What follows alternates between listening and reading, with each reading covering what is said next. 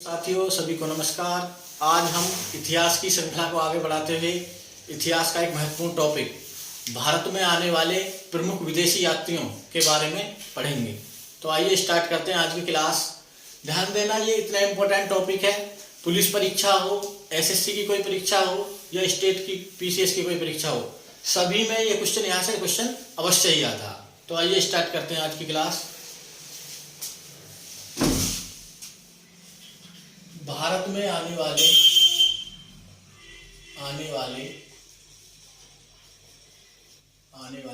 प्रमुख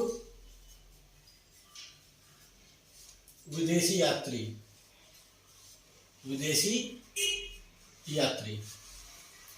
तो इसमें हम जो प्रमुख विदेशी यात्री हैं जिन्होंने इंडिया की यात्रा करी है उनके बारे में पढ़ेंगे। पहले पढ़ेंगे हम विदेशी यात्री मेगास्थनीज। इसमें हमें क्या चीजें ध्यान रखनी है। सबसे पहले वो किस देश से आया, किस काल में आया, उस समय इंडिया पर कौन से वंश का शासक था, कौन राजा था, और उसके द्वारा लिखा गया कोई प्रमुख ग्रंथ। तो इन्हीं पर हम चर्चा करेंगे। तो इसमें हमने पहले लिया है मेगास्थनीज। इसके बारे में सबसे पहला पॉइंट याद रखना है हमको कि यूनानी शासक सेल्यूकस निकेटर का राजदूत था। पहला पॉइंट, यूनानी शासक सेल्यूकस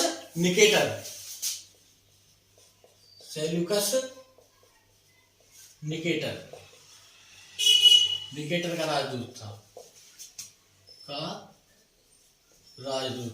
तो ये पहला पॉइंट याद रखना। किसने भेजा था इसको? सेल्यूकस निकेटर ने।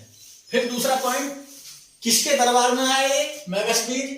तो याद रखना, मेगास्थनीज आया था मौर्य वंश के शासक चंद्रगुप्त मौर्य के दरबार में। तो दूसरा पॉइंट इसमें हमको याद रखना, मौर्य वंश के शासक चंद्रगुप्त मौर्य के दरबार में आया।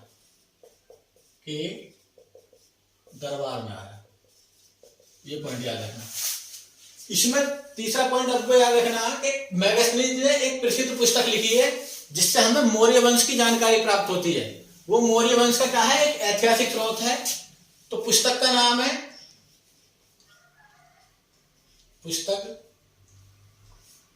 इंडिका। परीक्षा में काफी आता कि इंडिका के लेखक कौन है? मेगास्थनीज। किसके दरबार में आए? मौर्य वंश के शासक चंद्रगुप्त मौर्य के दरबार में। तो इंडिका को याद रखना। अब ध्यान देना, इंडिका पुस्तक में कुछ इसने विवरण दिया है जिसमें हमें ऐसे फैक्ट जानने हैं जो परीक्षा में आते हैं।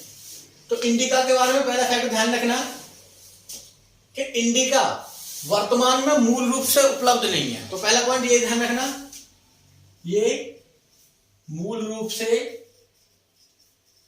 उपलब्ध नहीं है। तो ये पॉइंट ध्यान रखना। फिर इसका जो संकलन करा है वो किसने करा है? संकलन इसको कई ग्रंथों से जोड़ तोड़कर इनका कलेक्ट करा गया है। इसको किसके द्वारा? डॉक्टर स्वानवेग के द्वारा। तो ये याद रखना, स्वानवेग का नाम याद रखना। तो ये मूल रूप से उपलब्ध नहीं है और इसका संकलन किसने करा? वर्तमान में डॉक्टर स्वानवेग ने। तो ये पॉइंट आपको याद रखना। इसी इंडिका में ध्यान देना, एक क्वेश्चन आता है कि पाटलिपुत्र को क्या कहा है? जो मौर्य वंश की राजधानी थी पाटलिपुत्र, तो उसने उसको पौलीवृथा के नाम से संबोधित करा है। परीक्षा में आया हुआ सवाल है। तो ध्यान देना, पाटलिपुत्र को क्या कहा है? पाटलिपुत्र को पौलीवृथा पूछा हुआ सवाल है एग्जाम में। पौलीवृथा ये किसने कहा है? मेगास्थनीज ने अपनी पुस्तक इंडिका में पाटलिपुत्र को पौलीवृथा कैसे कहकर संबोधित करा है। तो एग्जाम में आया सवाल है, इसको अच्छे से याद रखना हमको। फिर यहीं पर ध्यान रखना, जिस समय मेगास्थनीज आया यूनान से, तो बताया जाता है कि इसने जब यहाँ पर भारत की स्थिति देखी समाज की, तो इसने कहा कि भारत में जो भारतीय समाज है वो 7 वर्गों में विभक्त है। ये डायरेक्ट फैक्ट पूछा जाता है कि मेगास्थनीज ने भारतीय समाज को कितने उसमें बांटा? वर्ण में 7। जबकि भारत में वर्ण व्यवस्था में कितने थे? 4 वर्ण। तो ये पॉइंट ध्यान रखना इसके बारे में। भारतीय समाज में समाज को 7 वर्गों में बांटा। कितने वर्गों में? 7 वर्गों। तो 7 वर्गों में बांटा। तो ये पॉइंट ध्यान रखना। इसी में एक पॉइंट हम याद रखते हैं कि इसने कहा कि भारतीय समाज में दास प्रथा नहीं है। ये पूछा जाता कि किस विदेशी यात्री ने कहा था कि भारत में दास प्रथा नहीं है? तो मैगस्थनीज है। भारत में दास प्रथा का अभाव है। जबकि मनुष्य स्मृति में 9 प्रकार के दास और चाणक्य के अर्थशास्त्र में 15 प्रकार के दासों का उल्लेख किया गया। वास्तव में स्थिति ये थी कि जब इसने यहाँ के दासों की स्थिति देखी तो वो दासों की तरह कोई भी भारत का राजा उनको दासों की तरह नहीं रखता था। जैसे कि यूनान में जंजीरों में जकड़ दिया, उनको अत्याचार कर दिए। तो यहाँ के दासों की ऐसी स्थिति नहीं थी। भारत में हालांकि दास प्रथा थी, परंतु ये किसने, मैगस्थनीज ने इसका क्या करा? खंडन करा। तो ये ध्यान रखना। तो अभी तक हमने एक विदेशी यात्री मैगस्थनीज के बारे में जाना। किसके दरबार में आया? सेल्यूकस निकेटर के में। राजा कौन था? भेजा किसने था? सेल्यूकस निकेटर ने। और किसके दरबार में आया? चंद्रगुप्त मौर्य। फिर हमने जाना इंडिका के बारे में। मूल रूप से उपलब्ध नहीं है। इसका संकलन किसने करा? डॉक्टर स्वानवेग ने। पाटलिपुत्र को क्या कहा है? पॉलीब्राथा। भारतीय समाज को कितने वर्गों में बांटा? 7 वर्गों में। और भारत में दास प्रथा का अभाव है, ये किस विदेशी यात्री ने कहा है? तो मैगस्थनीज है। इसी में एक क्वेश्चन पूछा जाता है कि मैगस्थनीज की इंडिका का अंग्रेजी में अनुवाद किसने करा? तो मेंडिकल महोदय ने। तो इंडिका का अंग्रेजी में अनुवाद किसने करा है? मेंडिकल महोदय। तो ये भी याद रखना आपको पॉइंट। अगला जो हम पढ़ेंगे, दूसरा यात्री डाइमेकस। ध्यान देना, इधर मौर्य वंश में चंद्रगुप्त मौर्य की जगह शासक बनता बिंदुसार, और वहां पर यूनानी शासक सेल्यूकस निकेटर की जगह कौन आता है? एंटियोकस प्रथम। तो इसको कौन भेजेगा भारत में? पहला पॉइंट, यूनानी राजा एंटियोकस। नाम ध्यान रखना, एंटियोकस प्रथम का राजदूत था। जो किसके दरबार में आया? जो बिंदुसार के दरबार में आया। जो बिंदुसार के दरबार में उपस्थित हुआ था। तो ये पॉइंट याद रखना, ध्यान देना, क्योंकि ये किसकी जगह आया था? मैगस्थनीज की जगह। तो इसको मैगस्थनीज का उत्तराधिकारी भी कहा जाता। परीक्षा में ये सवाल काफी बार आया हुआ। डाइमेकस को मैगस्थनीज का उत्तराधिकारी कहा जाता है। तो ये था डाइमेकस का। तो याद रखना, मैगस्थनीज कौन था? यूनानी शासक सेल्यूकस निकेटर का राजदूत। किसके दरबार में आया? चंद्रगुप्त मौर्य के। दूसरा डाइमेकस, जो यूनानी राजा किसका था? एंटियोकस प्रथम का राजदूत। और किसके दरबार में उपस्थित हुआ? बिंदुसार के। ये पॉइंट ध्यान रखना। क्वेश्चन परीक्षा में कई बार यह आया हुआ कि मैगस्थनीज का उत्तराधिकारी कौन था? तो आपको आंसर देना है डाइमेकस। तीसरा हम इसी में यहीं पर देखेंगे। तीसरा जो राजदूत है डायनोसियस।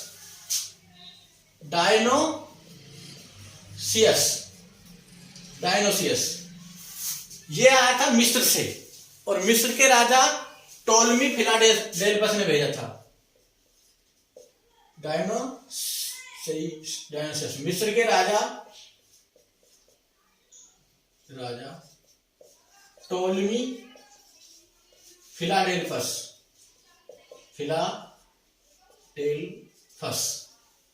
ने भेजा था। तो ये याद रखना डायनोसियस को। देखो डायनोसियस के बारे में ऐसा इतिहास में लिखा हुआ है कि ये कन्फर्म नहीं है कि बिंदुसार के दरबार में था या अशोक के, तो हम फिर भी प्राथमिकता बिंदुसार को देंगे।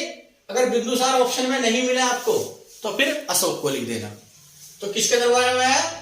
बिंदुसार, और ओब्लिक करके लिख लेना अशोक। तो ये इनको याद रखना। तो अभी तक हमने केवल कितने जो मौर्य वंश में यानी मौर्य काल में आए थे उन विदेशी यात्रियों के बारे में पढ़ा। इसका स्क्रीनशॉट लो, फिर हम अन्य पर चर्चा करेंगे।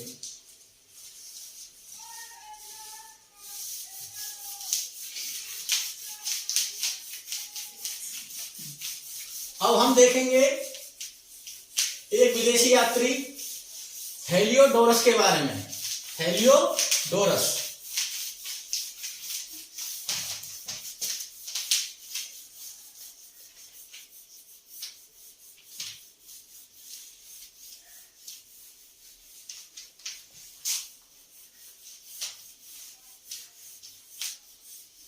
एक बार अच्छे से आप पढ़ दें।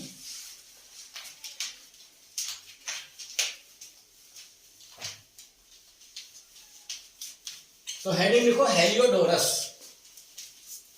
हेलियोडोरस। जो हम चौथा विदेशी यात्री देखेंगे हेलियोडोरस। हेलियोडोरस सबसे पहला वही पॉइंट कि किसके दरबार में आया, तो ये ध्यान रखना, ये तक्षशिला के राजा, तक्षशिला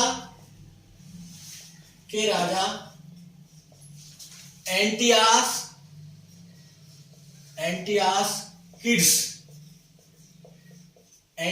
किड्स का क्या था? किड्स का राजदूत था। ये पॉइंट ध्यान रखना। कहां के राजा? तक्षशिला का। और आया किसके दरबार में? तो सुंग वंश के शासक भागभद्र, जो 9वां शासक था। सुंग वंश के शासक भागभद्र। तो राजा का नाम याद रखना भागभद्र। और कौन सा वंश? सुंग वंश। बताया जाता है कि ये व्यक्ति भागवत धर्म, जो विष्णु का धर्म है, भागवत धर्म से इतना प्रभावित हुआ कि इसने क्या काम करा? भागवत धर्म को ग्रहण कर लिया, भागवत धर्म को अपना लिया। तो ध्यान रखना है, यह भागवत धर्म को अपनाने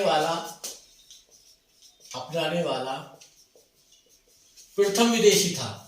प्रथम विदेशी था। परीक्षा में पूछा जाए प्रथम विदेशी जिसने भागवत धर्म को ग्रहण करा, तो आंसर देना है हेलियोडोरस। और एक स्तंभ लेख है जो इसने मध्य प्रदेश के विदिशा में यानी बेसनगर में स्तंभ लेख का निर्माण कराया था। वो पूछा जाता है गरुड़ स्तंभ लेख। तो इस क्वेश्चन को वेरी इंपॉर्टेंट है ये क्वेश्चन। हेलियोडोरस ने मध्य प्रदेश के विदिशा या बेसनगर भी नाम से आ जाता, बेसनगर में एक स्तंभ लेख क्या नाम था? गरुड़ स्तंभ लेख का क्या कराया था? निर्माण कराया था।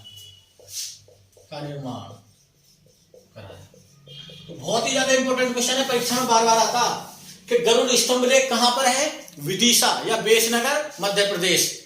इसका निर्माण किसने कराया? हेलियोडोरस ने, जिसने भारतीय संस्कृति से प्रभावित होकर भागवत धर्म को ग्रहण कर लिया था। तो ध्यान देना, ये प्रथम भागवत धर्मी है जो विदेशी है। अगला नाम पढ़ेंगे इसी में, पांचवा, सेंट थॉमस।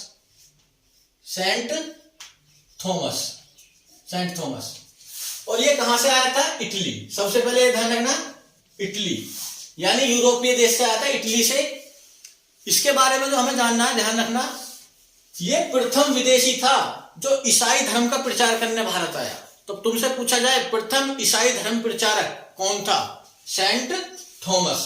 तो बताया जाता है जब ये मद्रास के निकट पहुंचा तो वहां पर लोगों ने इसकी हत्या कर दी। तो इसकी समाधि भी एक बार एग्जाम में पूछी हुई है कि सेंट थॉमस की समाधि कहां पर है? मयालपुर। और मयालपुर एक कस्बा है किसके निकट? मद्रास के। तो ध्यान देना पहला पॉइंट, प्रथम यूरोपीय यात्री जो ईसाई धर्म के प्रचार के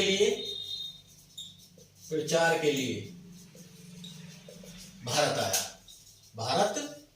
तो ये क्वेश्चन पूछा जाता है एग्जाम में, याद रखना इसको। दूसरा पॉइंट, किसके शासनकाल में आया? तो उस समय पहलव वंश का एक शासक था गोंदो फर्नीस, तो उसके शासनकाल में आया। पहलव वंश के शासक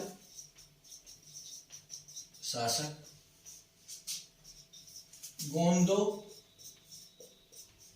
फर्नीस के शासनकाल में। तो ये भी पॉइंट आपको याद रखना है, किसके शासनकाल में आया? गोंदो फर्नीस के शासनकाल में। कौन आया? Saint Thomas. और लोगों द्वारा हत्या कर दी गई मद्रास के निकट। तो इसकी समाधि पूछी जाती है एग्जाम में, मयालपुर। ये पूछा हुआ क्वेश्चन है, मयालपुर।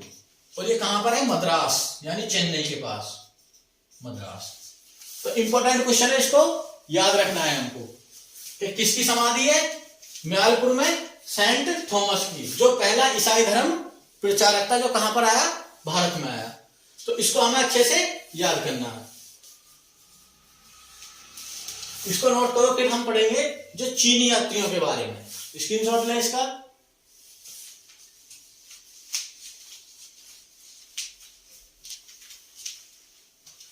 अब हम पढ़ेंगे जो चीनी यात्री हैं भारत में, प्रमुख चीनी यात्री। इसमें पहला चीनी यात्री फाइयान, दूसरा सुंगयुम, तीसरा हुएंगसांग और चौथा इक्सिंग। ये चारों के बारे में हम पढ़ेंगे। तो इसमें अगला लिखना, कितने हो गए अब तक? 5। तो छठा यात्री फाइयान, वेरी इंपॉर्टेंट। फाइयान कौन था? ये कहां से था? ये चीनी यात्री था, चीनी यात्री, पहला पॉइंट। दूसरा पॉइंट, किसके दरबार में भारत आया?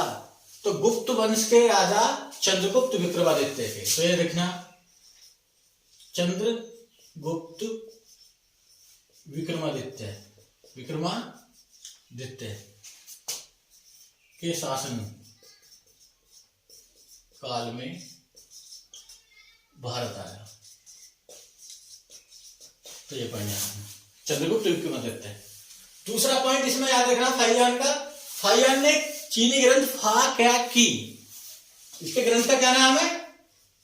ग्रंथ फा के की। थोड़ा चाइनीज नाम है, याद कर लेना। इसने इस ग्रंथ में मध्य देश के बारे में चर्चा करी है। मध्य देश की चर्चा किसके द्वारा की गई है? चीनी यात्री फाइयान के द्वारा। सिर्फ इसमें इतना याद रख लेना, ग्रंथ कहां से आया, किसके शासनकाल में आया, यहीं से क्वेश्चन मिल जाएगा। सातवां हम पढ़ेंगे सुंगयुंग। ये भी क्या था? चीनी यात्री।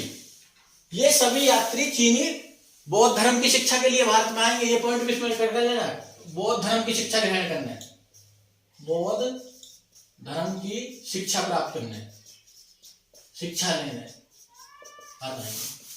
सुंगयुंग पूछा जाता है। सुंगयुंग किसके शासनकाल में आया? तो गुप्त सम्राट स्कंदगुप्त के शासनकाल में।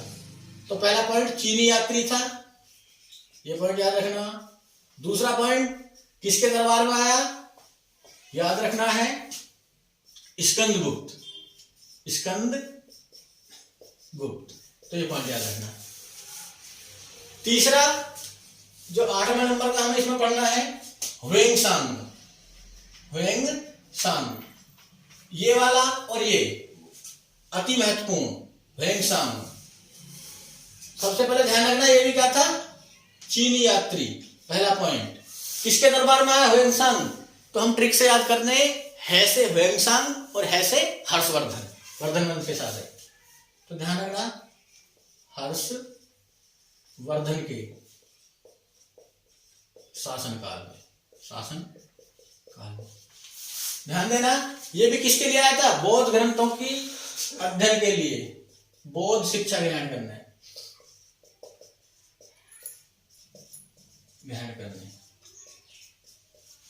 इसके बारे में क्वेश्चन पूछा जाता है ह्वेंसांग के बारे में। सबसे पहले इसका ग्रंथ का नाम याद रखना, जो इसके द्वारा पुस्तकीय ग्रंथ लिखी गई है। पुस्तकीय ग्रंथ CU की, वेरी इंपॉर्टेंट है, इसको अच्छे से याद रखना।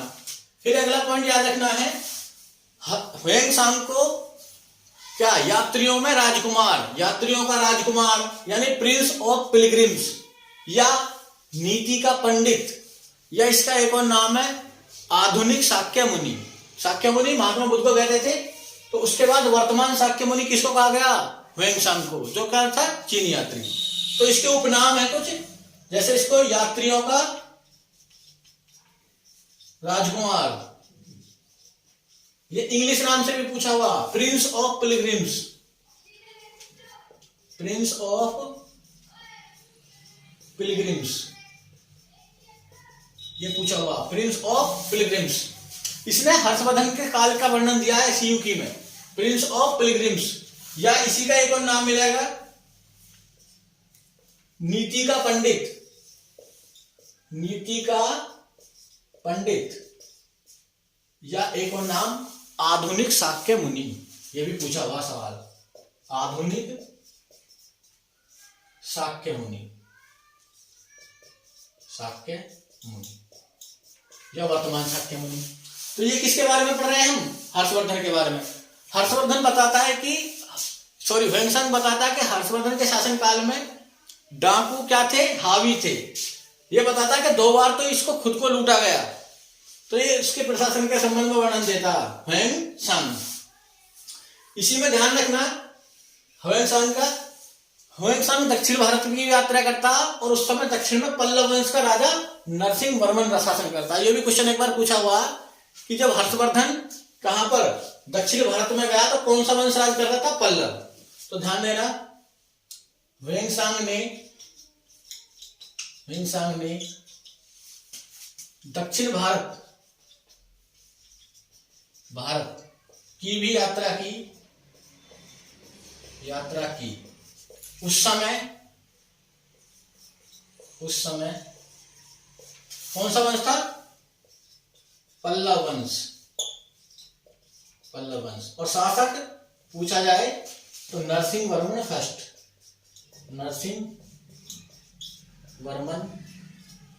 प्रथम।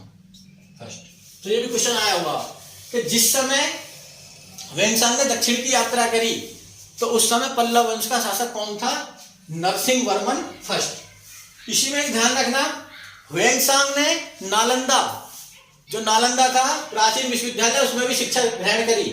तो ये पूछा जाता है जिस समय इसने वहां पर शिक्षा ग्रहण करी तो उस समय वहां का कुलपति कौन था नालंदा का? तो शीलभद्र नाम याद रखना। ह्वेंसांग ने नालंदा, जो बिहार में है, विश्वविद्यालय, कहां पर? बिहार में भी शिक्षा ग्रहण करी।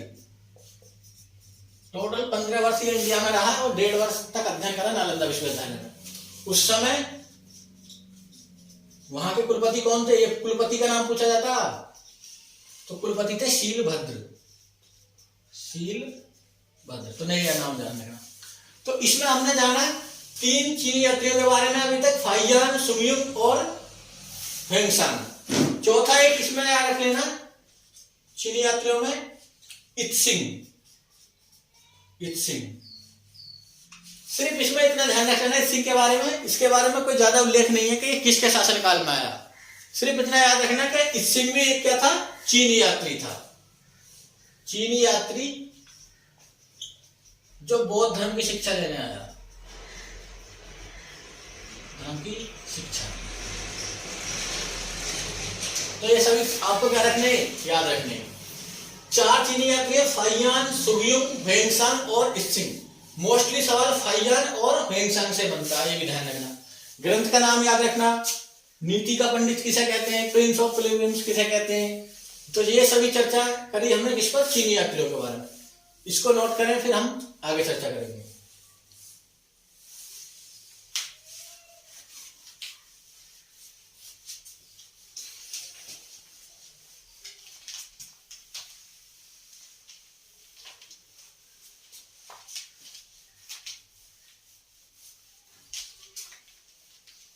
अगला हम देखेंगे अलबरूनी। किसके बारे में, अलबरूनी।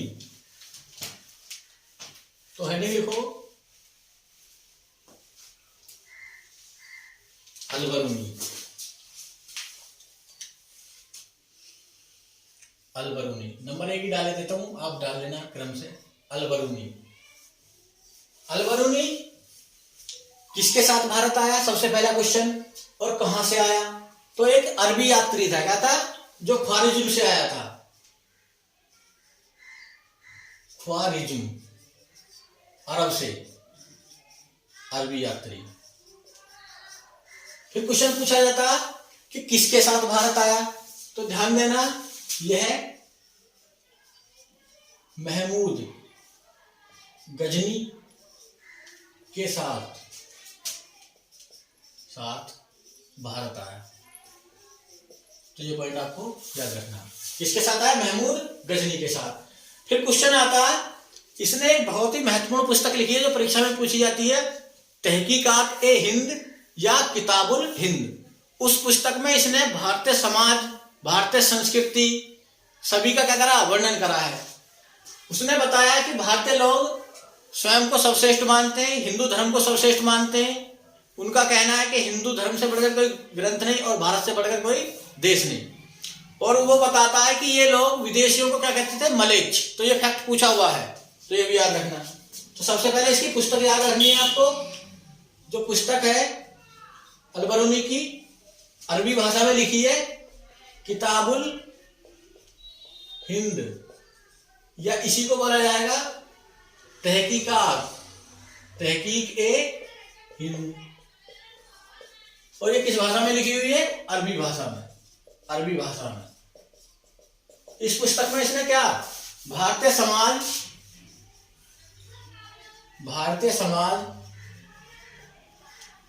व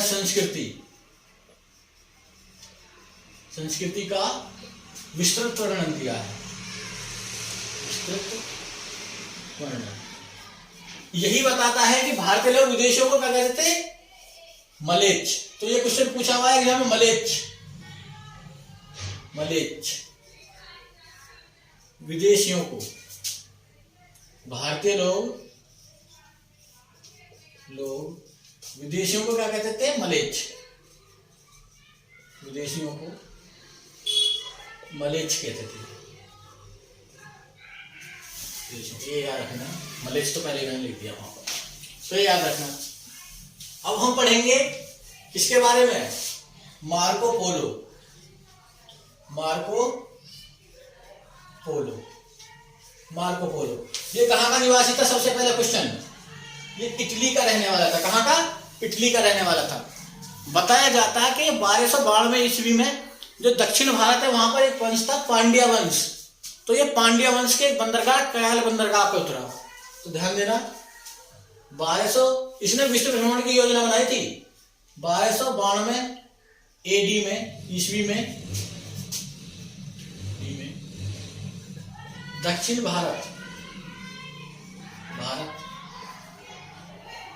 के पांड्या वंश के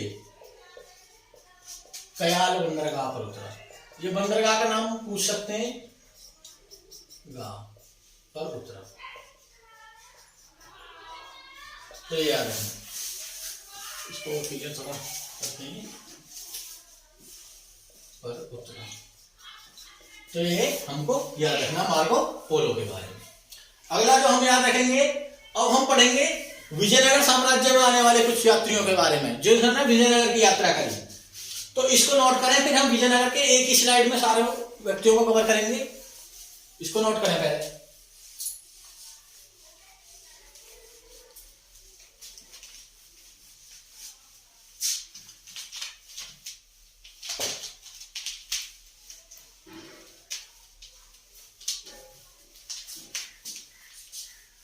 इसमें हेडिंग लिख लो एक अलग से, विजयनगर साम्राज्य, जिसकी राजधानी क्या थी, हम्पी, में आने वाले विदेशी यात्री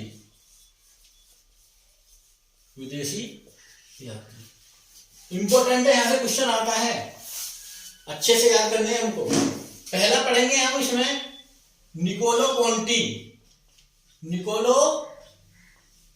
कॉन्टी।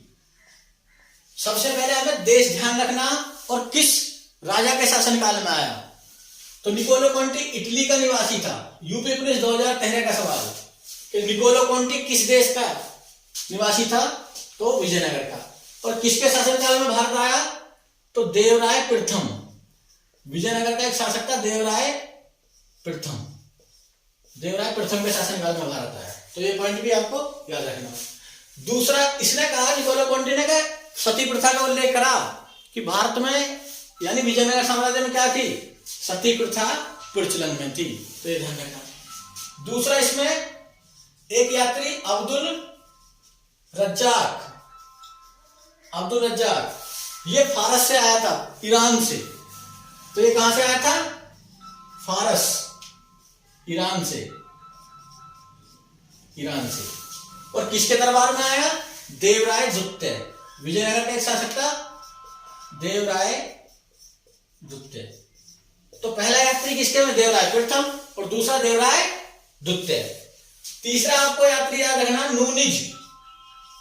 नूनिज, ये कहां का था, पुर्तगाली यात्री, पूछा जा सकता। और किसके दरबार में आया, एक विजयनगर साम्राज्य का शासक था अच्युत्य देव।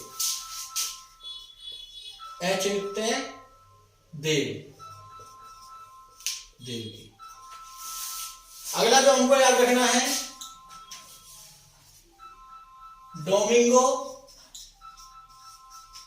डोमिंगो पायास, ये भी कहां का निवासी था, पुर्तगाल का। और फिर पूछा जाएगा राजा का नाम किसके दरबार में आया, तो आंसर क्या दोगे, जो इस वंश का सबसे शक्तिशाली राजा था, कृष्ण देव राय। तो ये याद रखना, किसके शासनकाल में आया, Krishna Dev Rai. Very important, Domingo Paes. अगला हमको याद रखना, बारबोसा, और ये कहां से आया था, पुर्तगाल से। ये भी किसके दरबार में आया, कृष्ण देव राय।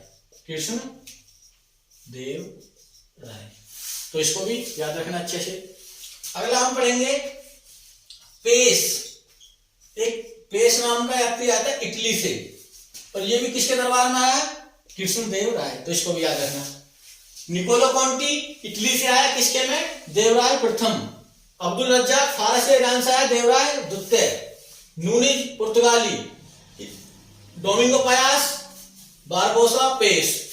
अब एक क्वेश्चन एक बार एग्जाम में आया था कि जब विजयनगर साम्राज्य के पतन के लिए एक युद्ध हुआ, जिसमें उसका पतन हो गया, तालीकोटा का युद्ध, तो तालीकोटा के युद्ध के तुरंत बाद किस विदेशी यात्री ने विजयनगर की यात्रा की, तो नाम याद रखना उसका, जो 7वां यात्री है, सीजर फ्रेडरिक।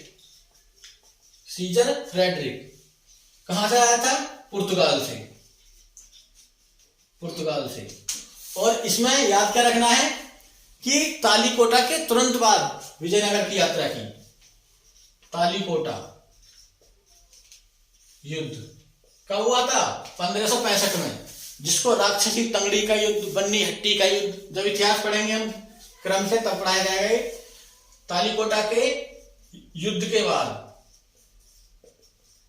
यात्रा की, तो पूछा जाता है क्वेश्चन कि तालीकोटा के युद्ध के बाद तुरंत ही किसने यात्रा की, तो ये याद रखना। अब देखो अगला जो हम पढ़ेंगे, इधर देखते हैं।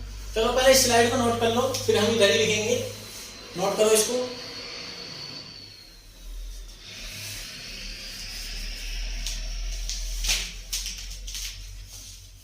अब हम पढ़ेंगे जो कुछ विदेशी यात्री कहां आए, जो मुगल शासकों के शासनकाल में आए, तो उनको याद रखना हमको।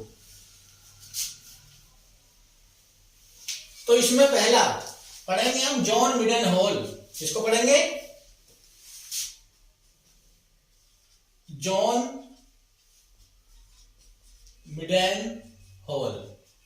अगर क्वेश्चन परीक्षा में ये आए कि प्रथम अंग्रेज यानी इंग्लैंड से आने वाला व्यक्ति जो भारत आया, पहला यात्री स्थल मार्ग से आया था, ये तो ये कहां से आया था?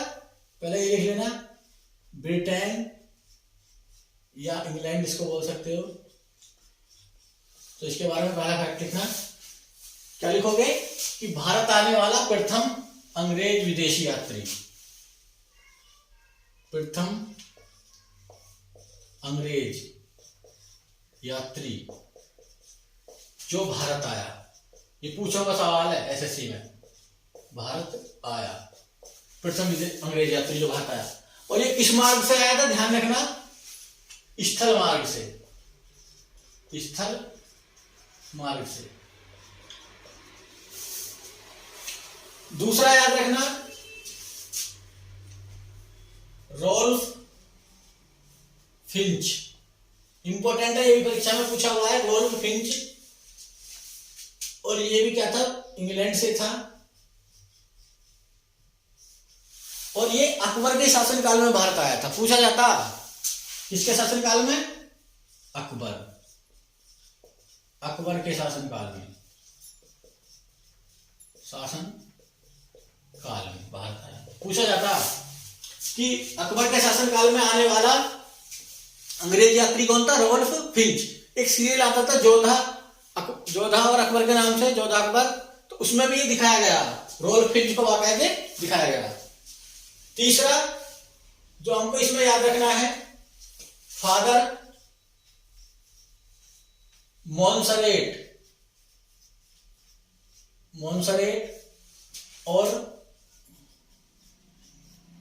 Father aqua Viva, aqua Viva, aqua Viva. देखो ये पुर्तगाली थे। कौन थे ये? पुर्तगाली। और ये किसके? ईसाई धर्म, ईसाई मिशनरियों के तहत ईसाई धर्म के प्रचार के लिए भारत आए थे। ईसाई धर्म के प्रचार हेतु। तो पूछा जाए, और फिर पूछा जा सकता है कि किसके शासनकाल में आए? तो अकबर के में,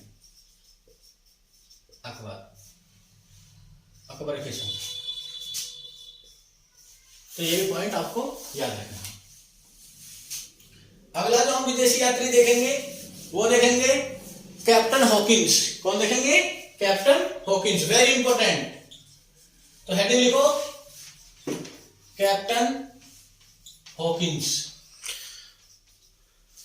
ये सबसे ज्यादा इंपॉर्टेंट है, कैप्टन हॉकिंस। ध्यान देना, इसमें पहला पॉइंट, ये अंग्रेज यात्री है, अंग्रेज।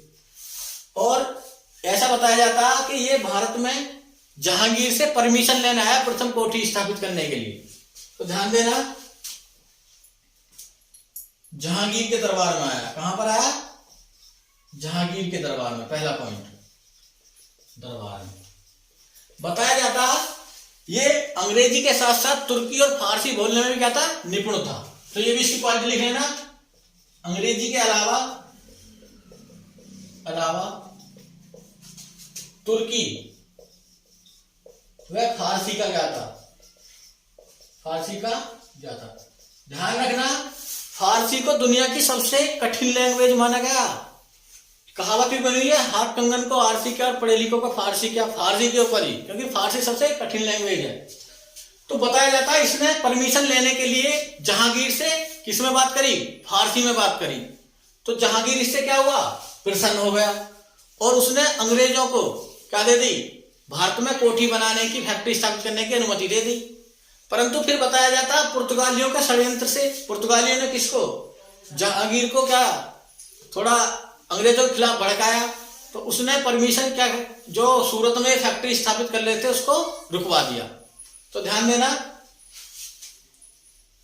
और इसको जहांगीर ने क्या कहा? इंग्लिश खान की उपाधि दी और 400 का मनसब प्रदान करा प्रसन्न होकर। तो ध्यान देना, जहांगीर ने इसे 400 का मनसब पूछा जाता है। 400 का मनसब, ये मनसबदारी प्रथा के अंतर्गत पढ़ेंगे हम मनसब क्या होता।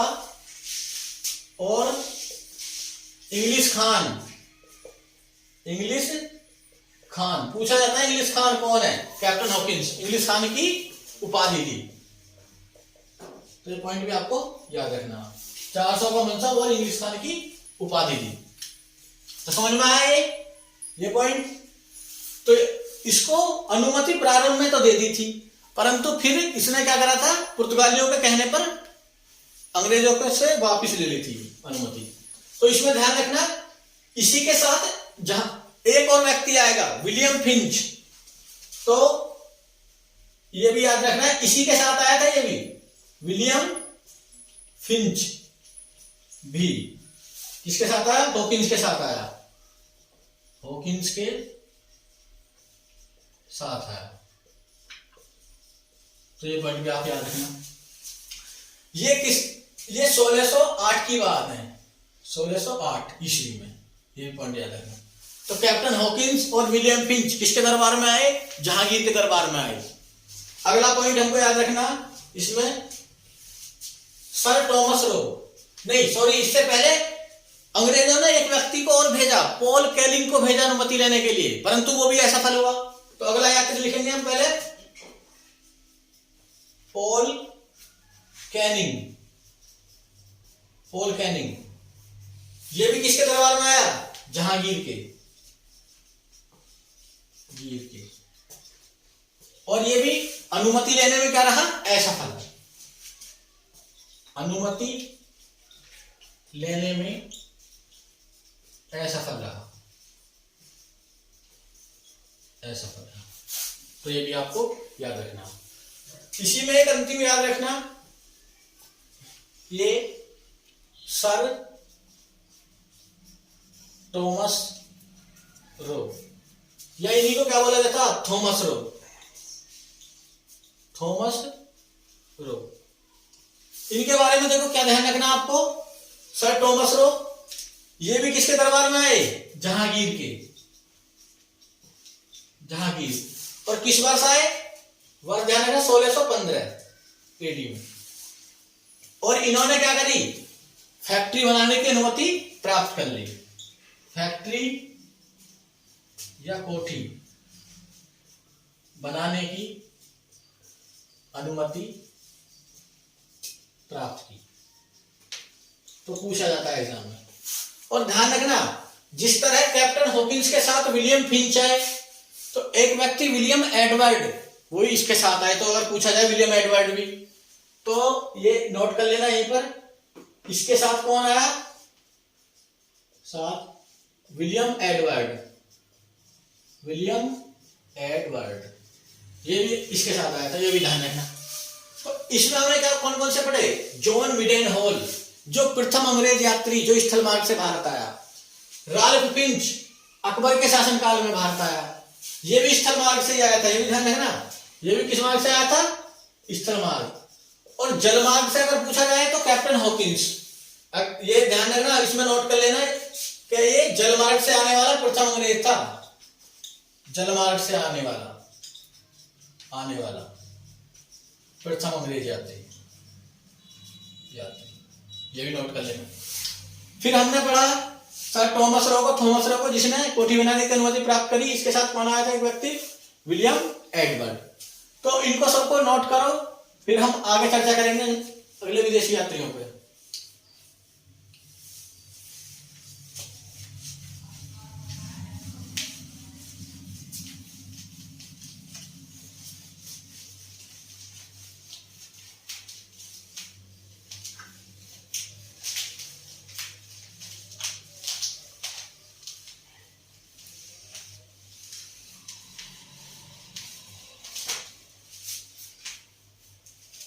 इसमें हम अगला विदेशी यात्री देखेंगे पीटर मुंडी।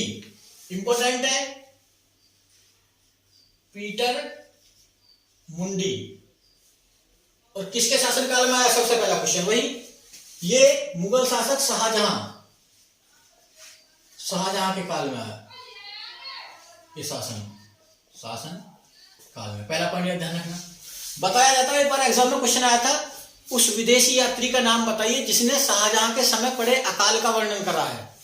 तो इसने अकाल की जानकारी दी है। तो शाहजहां के समय पड़े अकाल की जानकारी, अकाल की जानकारी। तो याद रखना पीटर मुंडी को। विदेशी यात्रियों में अगला विदेशी यात्री याद रखना आपको, बर्नियर। इंपोर्टेंट है ये भी, बर्नियर पूछा जाता है एग्जाम में। और ये कहां से आए थे? पीटर मुंडी तो अंग्रेज थे, ब्रिटेन से आए थे, और बर्नियर थे फ्रांसीसी। और ये पेशे से क्या थे? चिकित्सक। ये पेशे से डॉक्टर थे, चिकित्सक। तो बताया जाता है कि शाहजहां ने अपने बड़े बेटे दारा शिकोह का डॉक्टर नियुक्त करा इनको। ये क्वेश्चन एग्जाम में आता, ये दारा शिकोह के डॉक्टर नियुक्त हुए, नियुक्त हुए। तो शाहजहां ने इनको किसका पर्सनल डॉक्टर बना दिया? अपने बड़े पुत्र दारा शिकोह का। अगर पूछा जाए एग्जाम में कि उस विदेशी यात्री का नाम बताइए जिसको दारा शिकोह का क्या चिकित्सक नियुक्त करा गया, तो आंसर दोगे बर्नियर। अगला जो यात्री पढ़ेंगे हम, मनुची।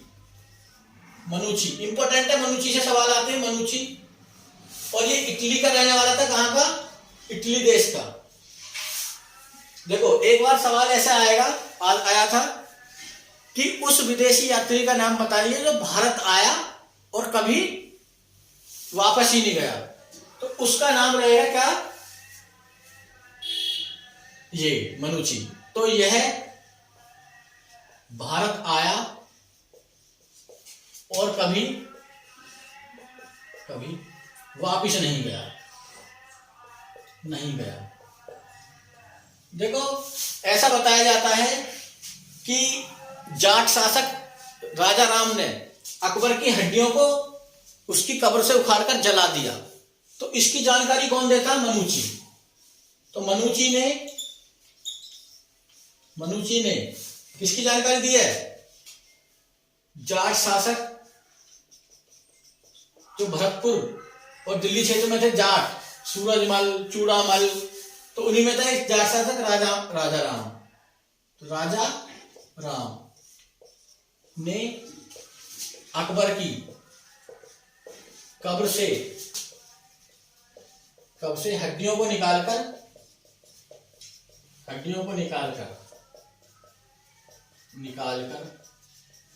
क्या करा था?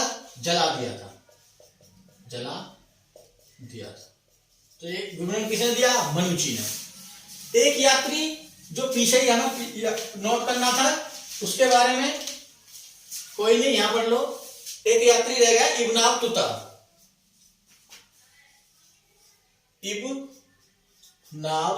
स्पेशल है, छिप गया बीच में, तो इसको और स्पेशल से याद रखना। और ये तो परीक्षा में काफी आता है। तो ये कहां से आया था? सबसे पहले ध्यान रखना, मोरक्को देश से। कभी कभी एग्जाम में एसएससी ने इसको मोर देश के नाम से भी पूछा। और ये कहां पर है? अफ्रीका में। अफ्रीका यात्री था ये, अफ्रीकी यात्री। और ये किसके शासनकाल में भारत आया है पूछा जाता, तो ध्यान देना, इब्न तुता किसके शासनकाल में आया? जो तुगलक वंश का शासक था, मोहम्मद बिन तुगलक के शासनकाल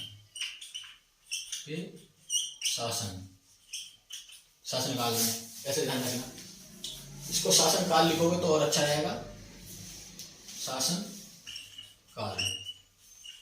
अगला पॉइंट, इसने भी एक प्रसिद्ध पुस्तक लिखी है जो एग्जाम में पूछी जाती है, किताबुल रहेला, या कभी कभी रहेला के नाम से पूछी जाती है।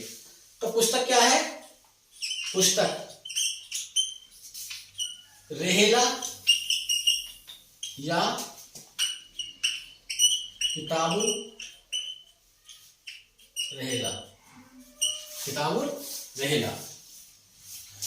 अब बताया जाता है कि ये पूरे विश्व को घूमने के लिए निकला इब्न तुता, परंतु जब ये भारत आया, दिल्ली आया, तो इसको मोहम्मद बिन तुगलक, जिसको पागल बादशाह कहते हैं, इसने इसको जाने ही नहीं दिया। तो सबसे पहले तो इसने इसको दिल्ली का काजी नियुक्त करा। तो पूछा जाता दिल्ली का काजी किस विदेशी यात्री को बनाया गया? इब्न बतूता को। फिर इसको राजदूत बनाकर चीन भेजा, चीन में भेजा। क्या बनाकर? राजदूत। तो चीन में राजदूत बनाकर भेजा इसको। अब इसके बारे में बड़ी अच्छी स्टोरी है कि जब ये आया और इसको ये जाने नहीं दे रहा था मोहम्मद बिन तुगलक, तो ये चोरी छुपे रात में उठकर यहां से भागा।